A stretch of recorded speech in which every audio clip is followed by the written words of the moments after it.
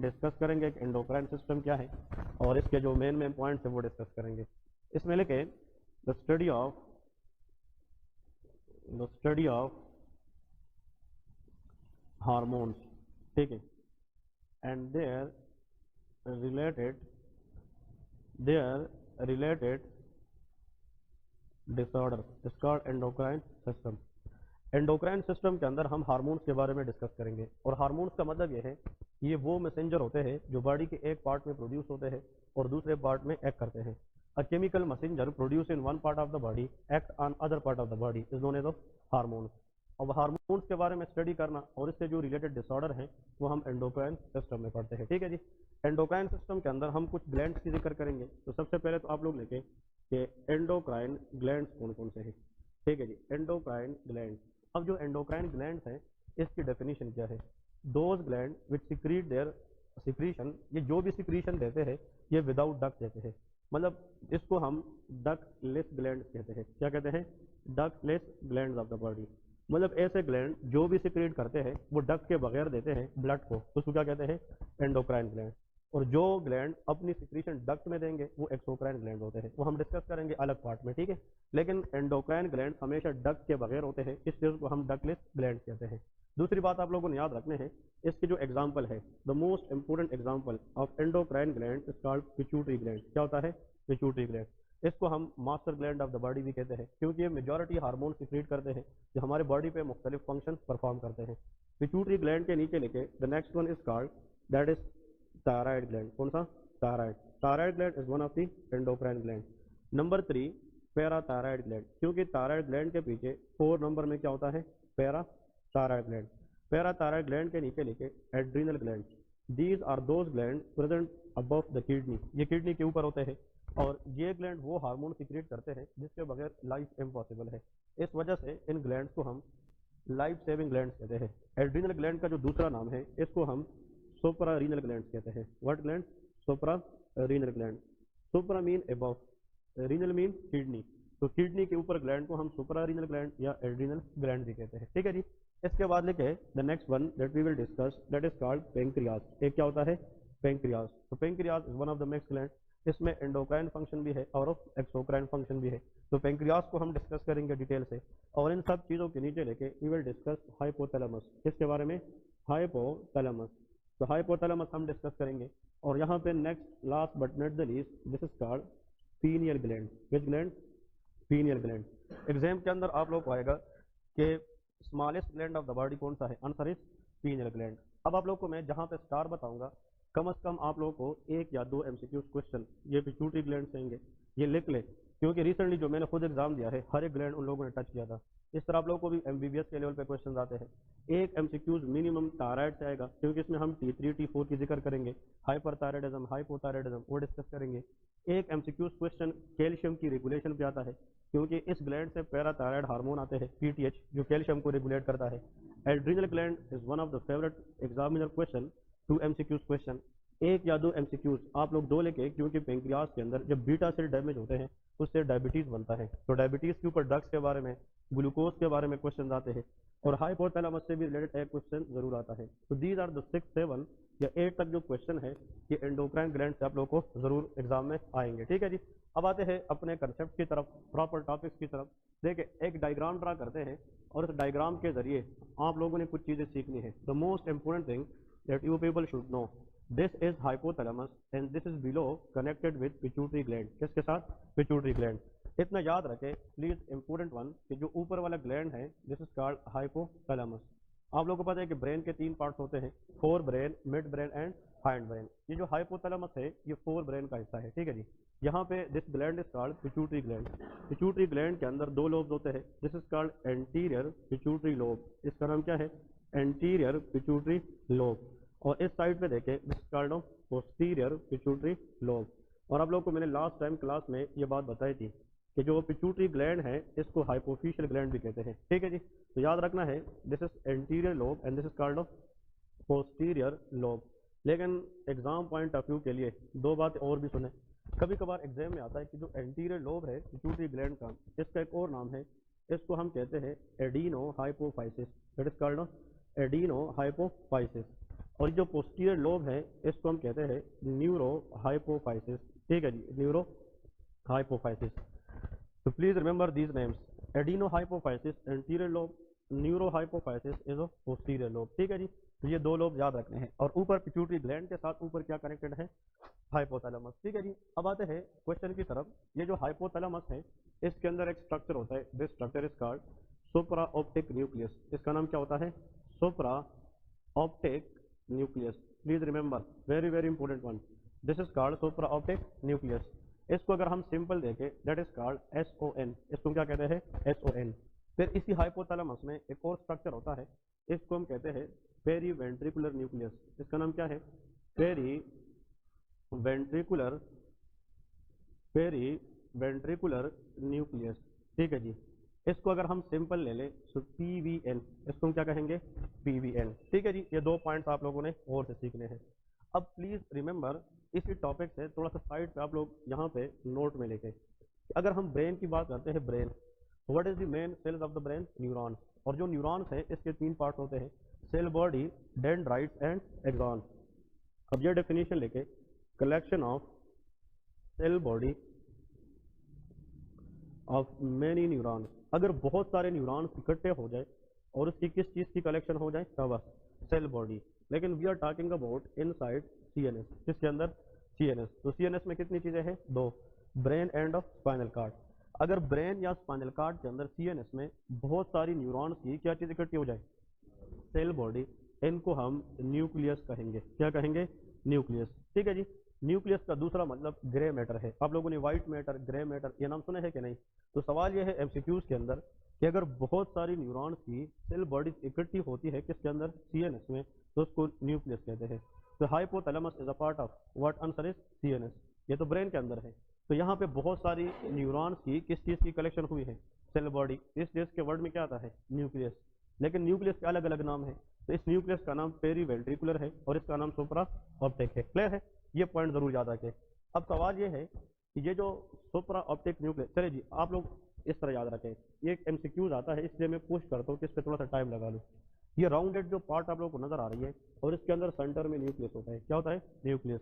Neuron का वो part जो राउंडेड होता है और उसमें न्यूक्लियस नजर आता है, इसको हम सेल बॉडी का नाम देंगे। किस चीज का, सेल बॉडी। सेल बॉडी को हम सोमा भी कहते हैं, it is known as of soma. अब इसके सेल बॉडी के बाहर जो इस तरह शॉर्ट एक्सटेंशन नजर आ रही है, these are short extension.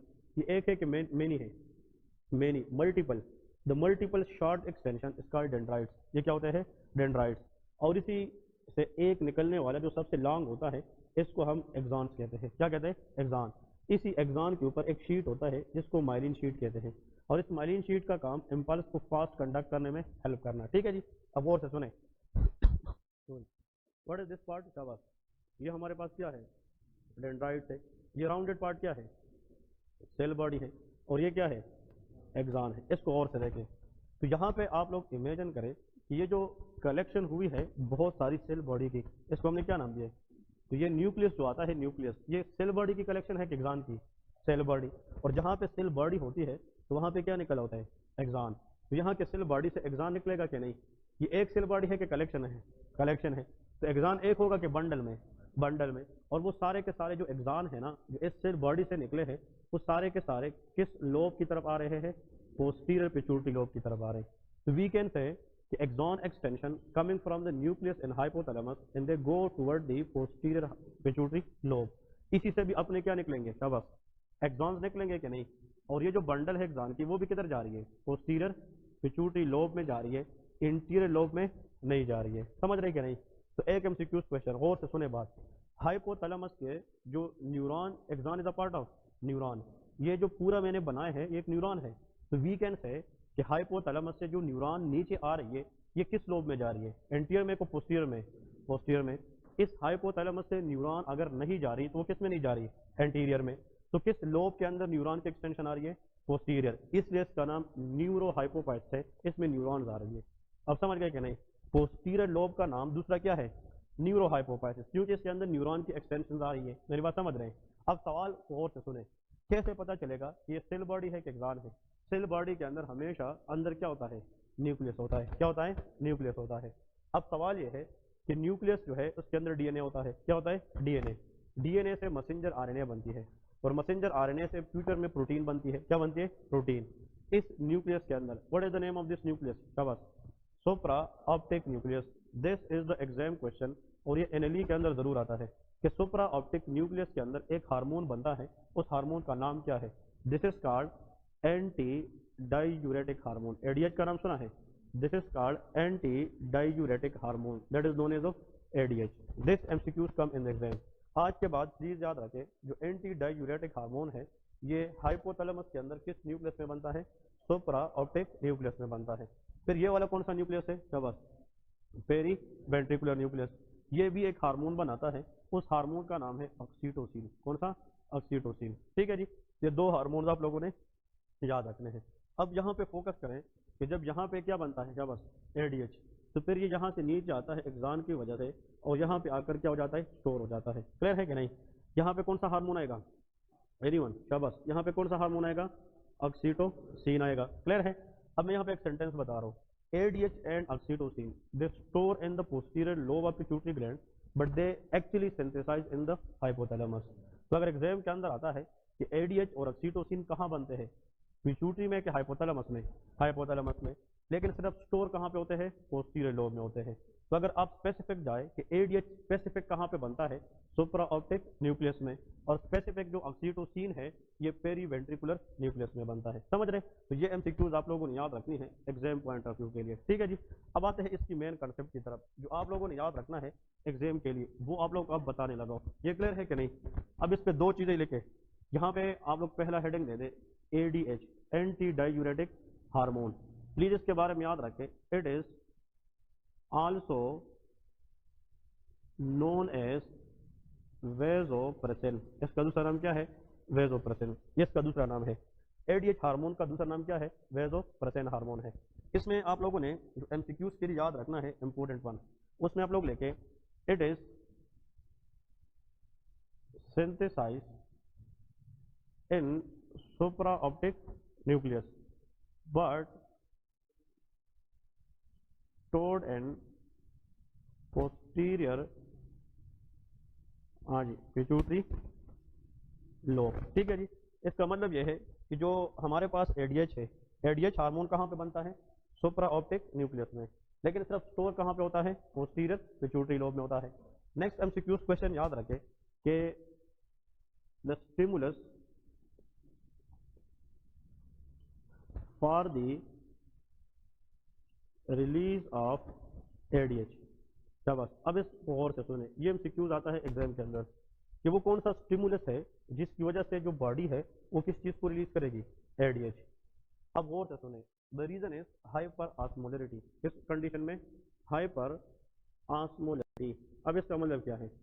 Osmolarity depend upon solute. ये किस पे डिपेंड करता है? सल्यूट पे। तो आप लोगों ने यहाँ पे याद रखना है कि अगर आप लोगों को ये पूछे ऑस्मोलरिटी ये क्या चीज है, it is dependent on solvent के सल्यूट, डिपेंडेंट ऑन सल्यूट। ये किस पर डिपेंड करता है? सल्यूट। स्पेशली मैं बात करूंगा, specially it is mainly dependent on the sodium. किस चीज पे? सोडियम के ऊपर। अब थोड़ा सा इसको गौर से सुने। फॉर एग्जाम्पल, मैं यहाँ पे लिखता हूँ वाटर मॉलिक्यूल और यहाँ पे लिखता हूँ सल्यूट। सल्यूट से मुराद पोटाशियम भी है, सल्यूट से मुराद सोडियम भी है, सल्यूट से मुराद क्लोराइड भी है। इन सब को अगर हम इकट्ठा ले लें, इनको हम इलेक्ट्रोलाइट्स कहते हैं। क्या कहते हैं? इलेक्ट्रोलाइट्स। अब गौर से सुनेंगे बात तो कंसेप्ट बहुत आसान है। फॉर एग्जांपल, इमेजिन करें कि बॉडी के अंदर 50 मॉलिक्यूल है, किस चीज़ के? वाटर के। तो इस 50 को बैलेंस रखने के लिए 50% क्या होना चाहिए? इलेक्ट्रोलाइट होना चाहिए। समझ रहे कि नहीं? गौर से सुने, एक पेशेंट है, उसको डायरिया है या उससे वाटर लॉस हो रही है। अब इसने पानी को ज़ाय किया है, वाटर क्या हुआ है? लॉस। तो इसका जो वाटर मॉलिक्यूल है वो 50 से किस पे आया है? 30 पे। लेकिन जो सल्यूट है वो तो उतना ही है, कितना है? 50। अब ये नॉर्मल है कि एबनॉर्मल है? एबनॉर्मल है।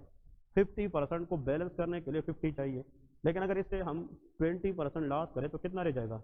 30। और ये कितना है? 50। तो इसी वाटर पे इस सल्यूट का लेवल क्या हुआ है? रिलेटिवली ज़्यादा के कम? नहीं समझे? 50 के लिए तो 50 चाहिए। इसको हम कहते हैं आइसो ऑस्मोलर। आइसो ऑस्मोलर का मतलब सेम ऑस्मोलरिटी है। अब 50 में से 20% वाटर मॉलिक्यूल लॉस हुआ है, कितना परसेंट रह गया है? 30। अब ये जो 30 है इसका वैल्यू कम हुआ है इस 50 पे, तो सल्यूट का लेवल इस 30 के लिए ज़्यादा है कि कम? ज़्यादा है। तो जब वाटर पे किसका लेवल ज़्यादा हो जाए? सल्यूट का, उस कंडीशन को हाइपर ऑस्मोलरिटी कहते हैं। क्या कहते हैं? Hyper osmolarity. What is hyper osmolarity? If the solute level, if the electrolyte level is higher than the water molecule, that is called hyper osmolarity. तो फिर इस कंडीशन में बॉडी सेंस करती है कि हमें किस चीज़ को रिलीज करना है? एडीएच को रिलीज करना है। समझ रहे कि नहीं? तो एडीएच का काम सल्यूट बढ़ाना है कि वाटर बढ़ाना है? शाबाश, और से एनीवन? शाबाश, वाटर बढ़ाना है, क्योंकि वाटर की लेवल क्या हुई है? कम। ये एडीएच क्या करेगा? ये किडनी में जाकर वाटर को रिटेन करेगा ताकि इस 30 को दोबारा किस पे ले जाए? 50 पे ले जाए। समझ रहे कि नहीं? तो दो कंडीशन याद रखें। यहाँ पे एमसीक्यूज की तरफ जाऊंगा, जो मेन एमसीक्यूज है उसको और से सुने। एडीएच का काम दो है। अब आप लोग दोनों स्टेटमेंट सुने और बताएं कि इसमें दोनों ठीक या एक गलत है, एक ठीक है। आप लोगों ने आंसर देना है। एडीएच रिलीज तब होगा जब वाटर मॉलिक्यूल कम होगा और सल्यूट का लेवल ज्यादा होगा। ठीक है कि गलत है? ठीक है। एडीएच रिलीज तब होगा जब बॉडी में पानी की मिकदार कम होगा। ये भी ठीक है, क्योंकि इसका अल्टीमेट काम यह है कि इसका पानी का मिकदार क्या करना है? बढ़ाना है, ताकि इस पानी को हम बढ़ाए और इसका मुआवजा करें सल्यूट के साथ, ताकि ये सेम हो जाए। और हाइपर ऑस्मोलरिटी के अंदर वाटर की लेवल क्या होगी? कम होगी, सल्यूट की लेवल क्या होगी? ज्यादा होगी। समझ रहे कि नहीं? ये इंपॉर्टेंट पॉइंट है। अब लिखें एग्जाम क्वेश्चन में कि फंक्शन ऑफ एडीएच, एडीएच का काम क्या है? Function of ADH. अब ये एमसीक्यूज में आता है कि एडीएच हार्मोन का काम क्या है? शाबाश, कि what is the function of ADH?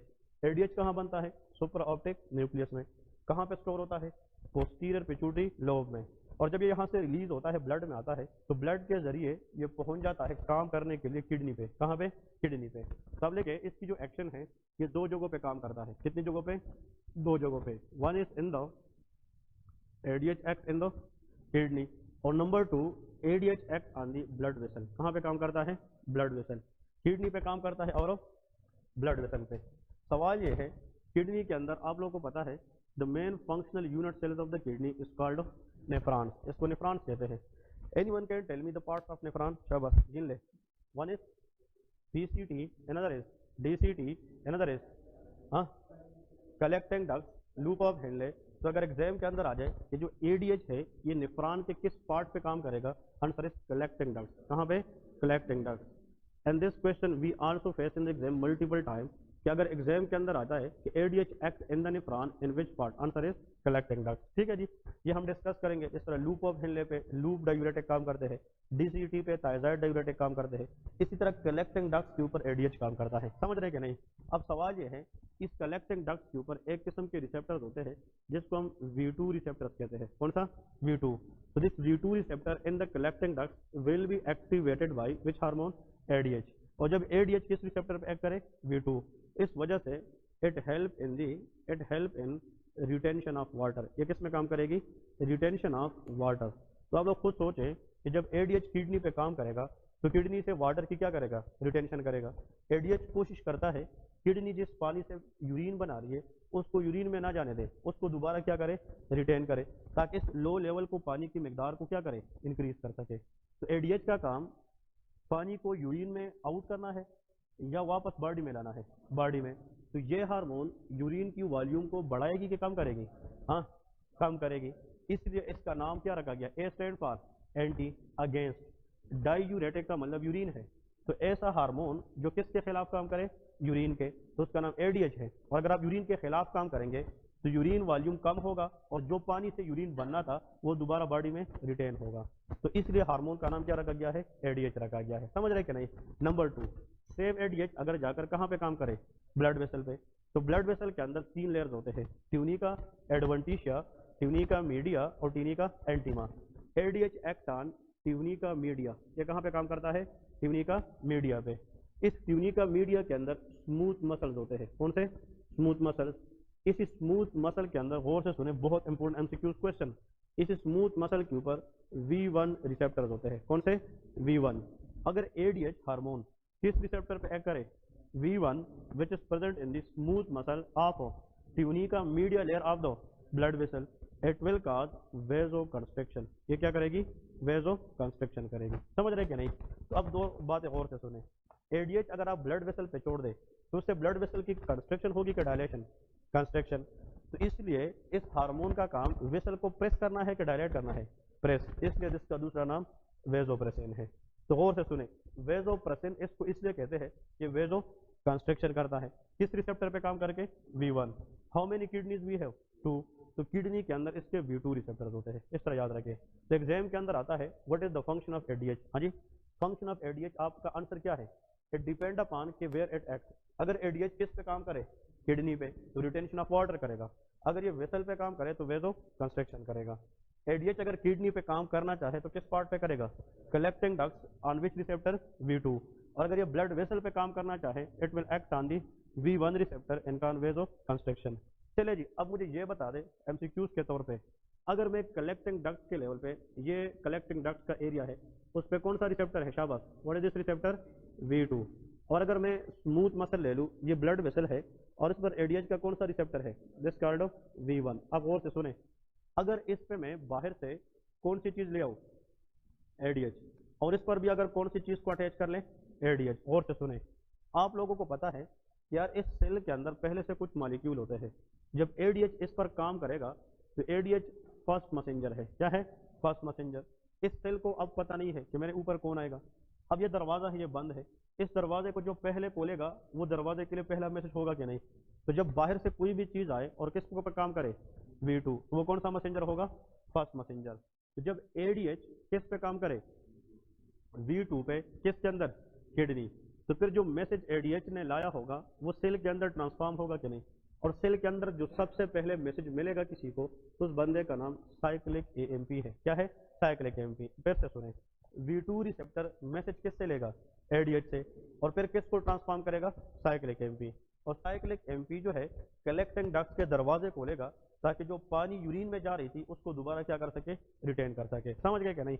अब मैं जो सवाल समझाने जा रहा हूँ वो क्या है, what is the second messenger for ADH on V2 receptor, answer is cyclic AMP. और ये लिख ले, क्लास है कि आप लोग के एग्जाम में आएगा कि सेकंड मैसेंजर फॉर एडीएच क्या है, आंसर इज साइक्लिक एएमपी। अगर एडीएच कहाँ पे काम करे, किडनी में काम करे। समझ गए क्या नहीं। नंबर 1 क्वेश्चन फिर से, एडीएच अगर किस पे काम करे, V1, तो V1 रिसेप्टर वेसल में है कि किडनी में, वेसल में।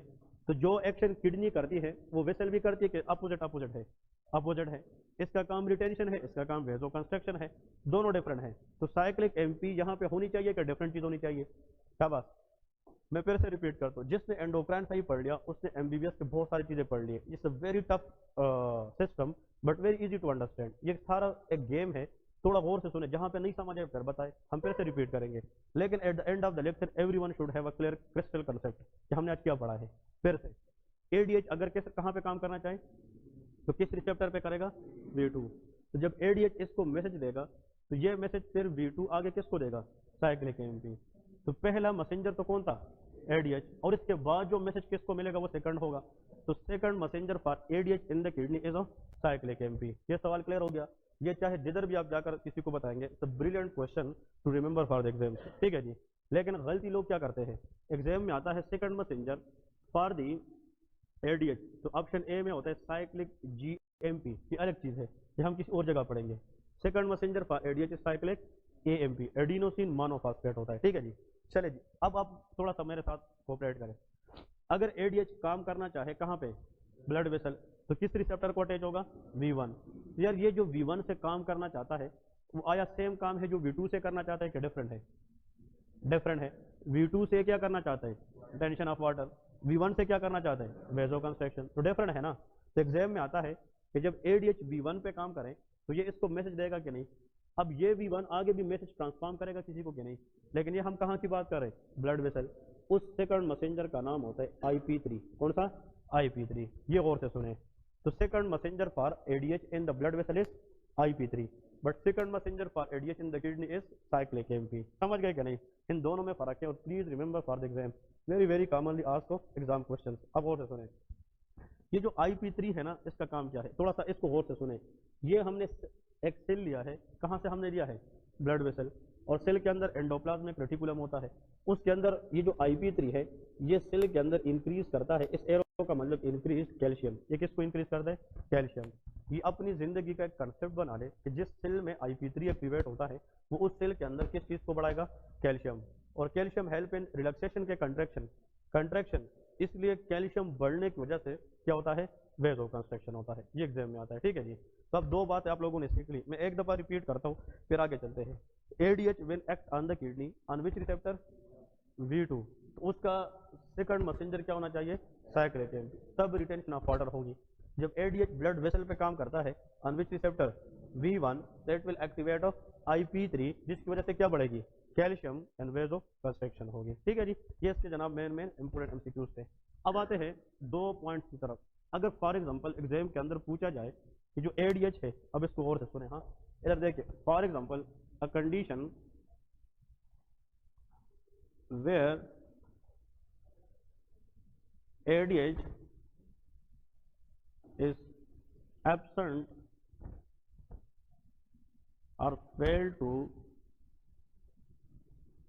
perform function is known as, अब इसको और से देखें, इसका मतलब यह है कि वो कंडीशन जिसमें या तो एडीएच बने ही ना, एब्सेंट हो, या बॉडी में हो लेकिन रिसेप्टर पे काम हो ना करे, तो ऐसे कंडीशन को हम कहते हैं डायबिटीज इंसिपिडस। क्या कहते हैं, diabetes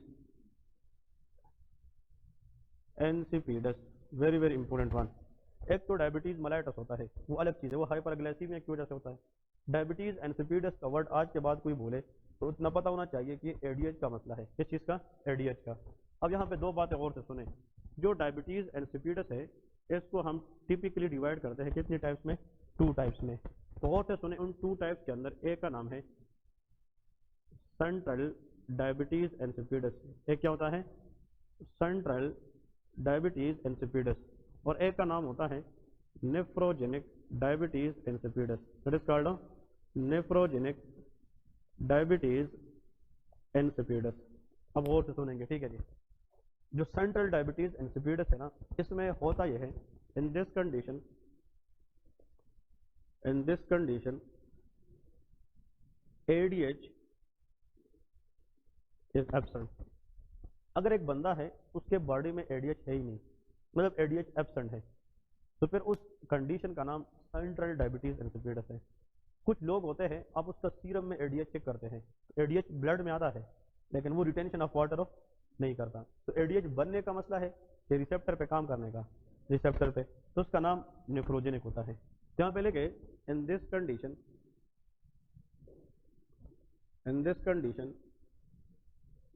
ADH is not working on receptor properly। इसका मतलब यह है कि जो नेफ्रोजेनिक केस है ना, नेफ्रोजेनिक, इसमें जो ADH है वो रिसेप्टर पे सही तरीके से काम नहीं करता। ये बात गौर से सुनेंगे तो मजा आएगा, क्योंकि ये बहुत इंपॉर्टेंट कंसेप्ट है। अगर बॉडी में ADH नहीं बनता उसका नाम सेंट्रल डायबिटीज इंसिपिडस है। अगर ADH बनता है लेकिन रिसेप्टर पे काम नहीं करता तो उसका मतलब नेफ्रोजेनिक डायबिटीज इंसिपिडस है। थोड़ा सा आसान बनाता हूँ, आसान किस तरह बनेगा, आप लोग बताएं। ADH कहाँ बनता है, हाइपोथैलेमस में, सुपर ऑप्टिक न्यूक्लियस में, अभी हमने पढ़ा है। फिर ये नीचे आता है, कहाँ पे स्टोर होता है, very good, posterior pituitary lobe में स्टोर होता है कि नहीं, और फिर यहाँ से रिलीज होता है। काम कहाँ पे करता है, किडनी पे और ब्लड वेसल पे। किडनी पे ये V2 पे काम करता है, ब्लड वेसल पे V1 पे काम करता है। लेकिन फिजियोलॉजी में ये लिखा गया है कि ADH 90% किस पे काम करता है, किडनी पे, और 10% ब्लड वेसल पे। तो कहने का मतलब यह है कि ADH अगर आज मेडिकल फील्ड में जाना जाता है तो वो वेज ऑफ कंस्ट्रक्शन की वजह से नहीं, बल्कि रिटेंशन ऑफ वाटर की वजह से।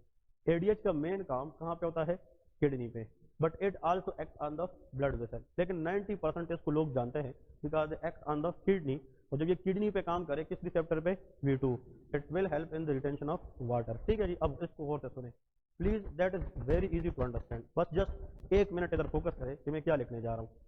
अगर एक पेशेंट है उसको TBI है, ट्रोमेटिक ब्रेन इंजरी, क्या है, ट्रोमेटिक ब्रेन इंजरी। एक पेशेंट है, इसको जनाब ब्रेन के अंदर क्या है, ट्यूमर है।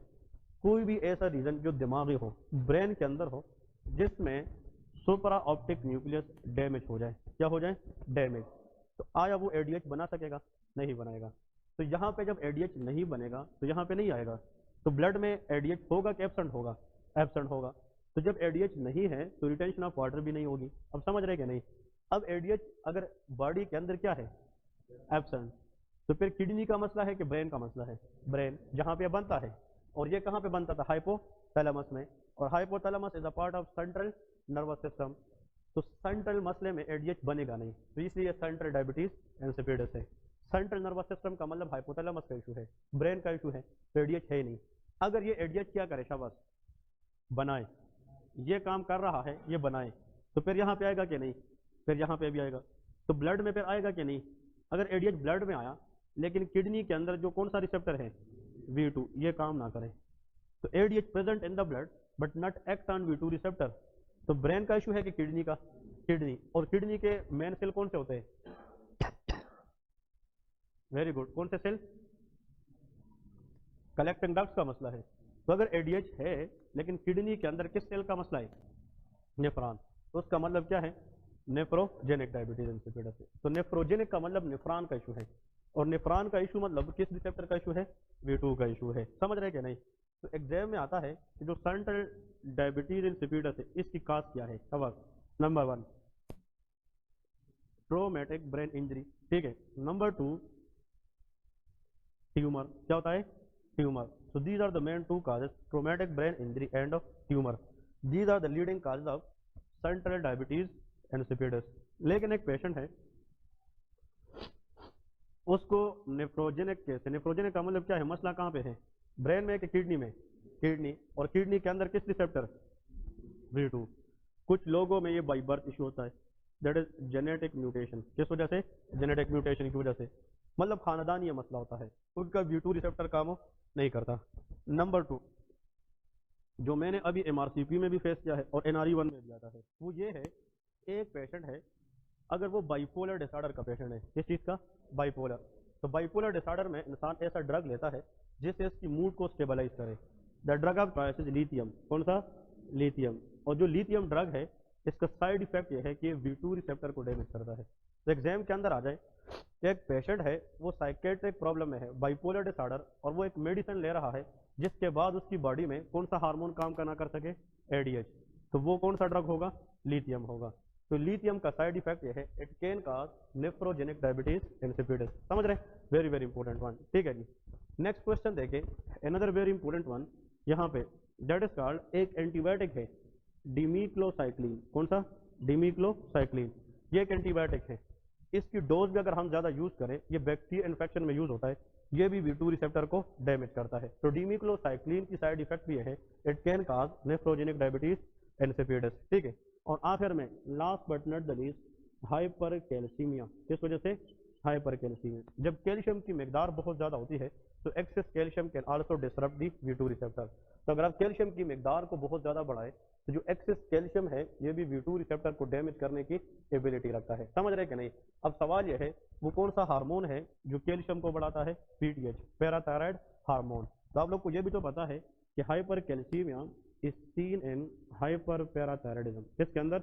Hyper parathyroidism. इस केस के अंदर there is increase level of PTH, parathyroid hormone. ये हम डिस्कस करेंगे आगे जब हम डिटेल में पढ़ेंगे, तो आप लोग को मैं बताऊंगा। जिस तरह के आप लोग को इतना पता होना चाहिए, अगर आप कैल्शियम को देखें, कैल्शियम देखिए, कैल्शियम जो होता है ना, कैल्शियम, इसका नॉर्मल वैल्यू 8 से लेके 10 mg/dl होता है, 8 to 10। अगर आप किसी का कैल्शियम लेवल किससे कम करें? 8 से कम हो जाए, this is called hypocalcaemia, this called hypocalcaemia. और अगर किसी का कैल्शियम लेवल किससे ज्यादा हो जाए? 10 mg/dl, तो उसका नाम क्या है? Hyper calcaemia. समझ रहे? अब इधर गौर से सुने, जब आपका कैल्शियम लेवल बहुत ज्यादा होगा तो उसको हमने क्या करना है? कम करना है। ज्यादा कैल्शियम को नीचे लाना, ये काम करता है कैल्सीटोनिन हार्मोन। कौन सा हार्मोन? कैल्सीटोनिन। लेकिन जब कैल्शियम बहुत ज्यादा क्या होता है? कम, तो उसको ऊपर लेके जाना, ये किसका काम है? PTH hormone. तो पैराथायराइड का काम लो कैल्शियम को बढ़ाना होता है, और कैल्सीटोनिन का काम हाई कैल्शियम को लो करना होता है। समझ रहे कि नहीं? ये क्वेश्चन आप लोग को ऐसे लगेंगे कि यार ये तो आसान है, लेकिन एग्जामिनर इसी के साथ खेलता है और इसी में आप लोग को कंफ्यूज करता है। तो जब कैल्शियम का लेवल बहुत ज्यादा होगा, इसको नीचे लाना कैल्सीटोनिन का काम है, और जब कैल्शियम कम होता है इसको ऊपर लेके जाना, ये PTH का काम होता है। तो what is PTH hormone come from? ये कहाँ से आता है? पैराथायराइड ग्लैंड से आता है। तो अगर पैराथायराइड ग्लैंड के अंदर मसला है, उस कंडीशन का नाम हाइपर पैराथायराइडिज्म है। तो जब हाइपर पैराथायराइडिज्म है, ये फिजियोलॉजी है कि पैथोलॉजी है? पैथोलॉजी है। इस केस के अंदर एक्सेसिवली एबनॉर्मली किस चीज़ का लेवल ज़्यादा बढ़ेगा? पीटीएच। तो जितना पीटीएच ज़्यादा होगा उतना ये ज़्यादा कैल्शियम को बढ़ाएगा, और जब कैल्शियम का लेवल ज़्यादा बढ़ेगा तो it will damage which receptor? V2। और जब V2 खराब होगा तो उस पर एडीएच काम नहीं करेगा, and that will lead to nephrogenic diabetes insipidus. ठीक है जी, ये बहुत इंपॉर्टेंट है। अब एग्जाम के अंदर आता है इसका ड्रग ऑफ द चॉइस लेके। ड्रग ऑफ चॉइस किस कंडीशन का? Central diabetes insipidus. इसमें हम क्या देंगे? आप लोग क्या कहेंगे? सेंट्रल डायबिटीज इंसिपिडस में रिसेप्टर का मसला है कि एडीएच का मसला है? एडीएच। तो हम ऐसा ड्रग देंगे बाहर से जो किस जैसा काम करे? एडीएच। उस ड्रग का नाम डेस्मोप्रेसिन है। क्या है?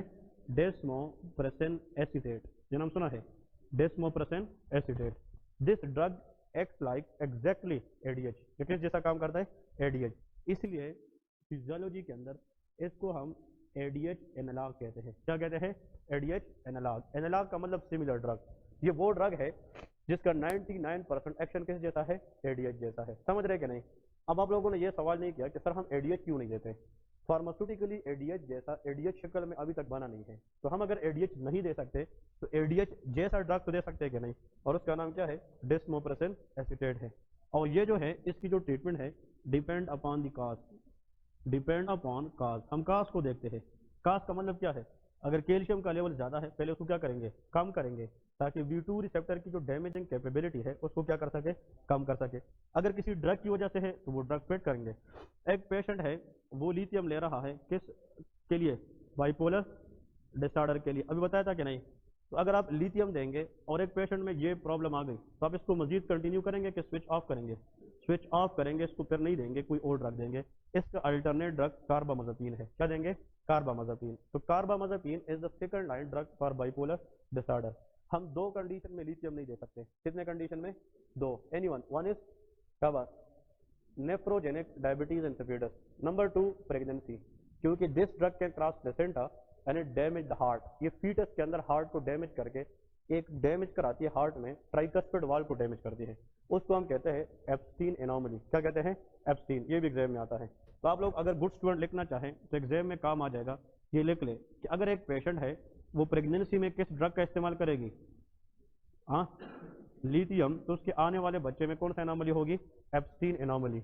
और एप्स्टीन एनोमली के सामने ब्रैकेट में लिखे it is the tricuspid valve damage. ये कौन सी वाल्व की डैमेज है? Tricuspid valve. तो फिर बच्चे के अंदर हार्ट प्रॉब्लम के चांसेस क्या होते हैं? ये ज्यादा होते हैं। ठीक है जी। तो ये इसके मेन पॉइंट्स हैं जो आप लोगों ने याद रखने हैं एडीएच के बारे में। अगर एक पेशेंट है एडीएच के अंदर, देखिए दो चीज़ें आप लोगों ने याद रखनी है कि फॉर एग्जांपल मैं यहाँ पे एक केस लिखता हूँ, केस को गौर से सुने। हाँ, कि ये नोट में लेके, क्योंकि इस तरह का क्वेश्चन आप लोगों के एग्जाम में टेस्ट किया जाता है। क्या पेशेंट हैविंग पोलीयूरिया। पोलीयूरिया का मतलब क्या है? Excessive urine. ठीक है, पोलीयूरिया। पोलीडेप्सिया। पोलीडेप्सिया का मतलब एक्सेसिव थर्स्ट। ज्यादा यूरिन जो पास करेगा उसको ज्यादा प्यास लगेगी, क्योंकि वॉल्यूम जो है फ्लूइड की क्या हो जाती है? कम हो जाती है।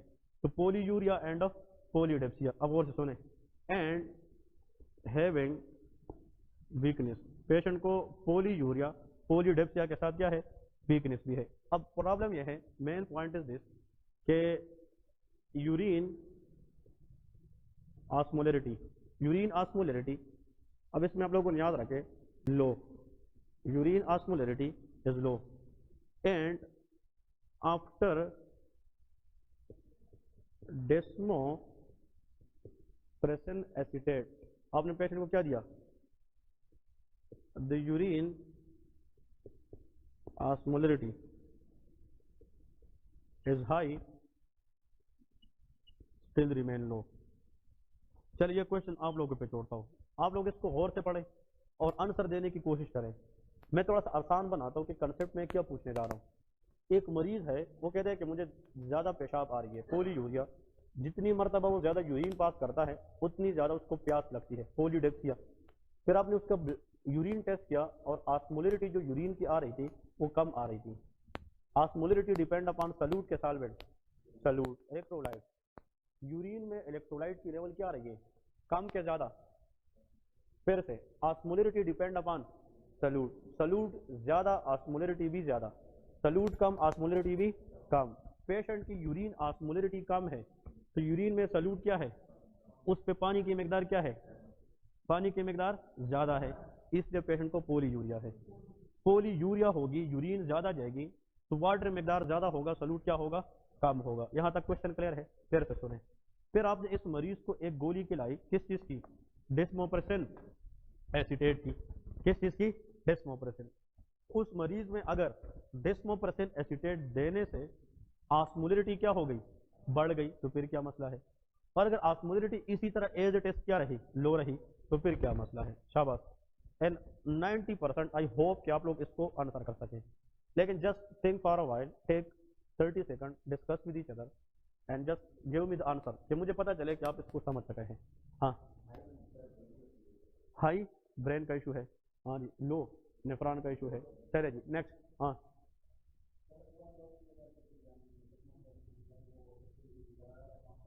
पेशेंट को पेशाब ज्यादा आ रही है, आपने उसका यूरिन ऑस्मोलरिटी देखा तो वो क्या है, तो आपने सोचा कि यार किसी एडीएच हार्मोन का मसला क्यों ना हो, लेकिन ये नहीं पता कि वो सेंट्रल है कि नेफ्रोजेनिक है, तो आपने उसको ब्लाइंडली ये टेबलेट दे दी।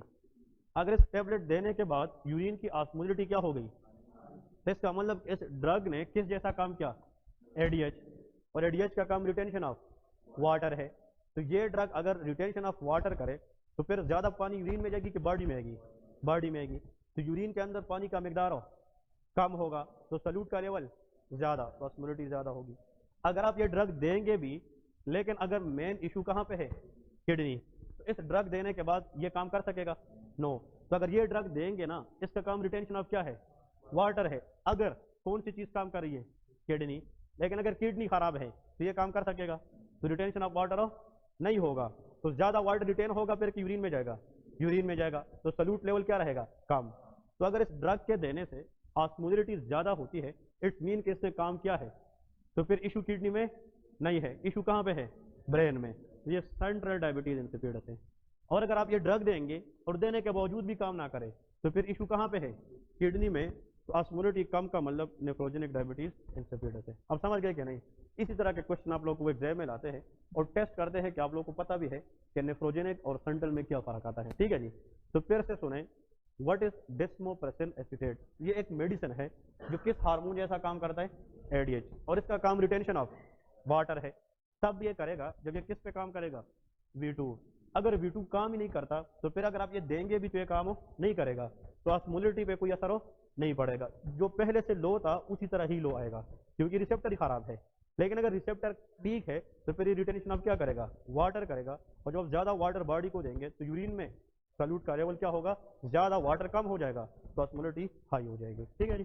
चलिए ब्रेक करें, शाबाश, 10 मिनट ब्रेक करें, फिर नेक्स्ट लेक्चर ले रहा हूँ। दोनों की फीचर सेम है, दोनों को इसी टेस्ट पर डिफरेंशिएट करते हैं कि सेंट्रल है कि नेफ्रोजेनिक है। दोनों पोलीयूरिया पोलीडिप्सिया के साथ आते हैं। ठीक है जी। ब्रेक करें 10 मिनट, फिर नेक्स्ट लेक्चर ले रहा हूँ।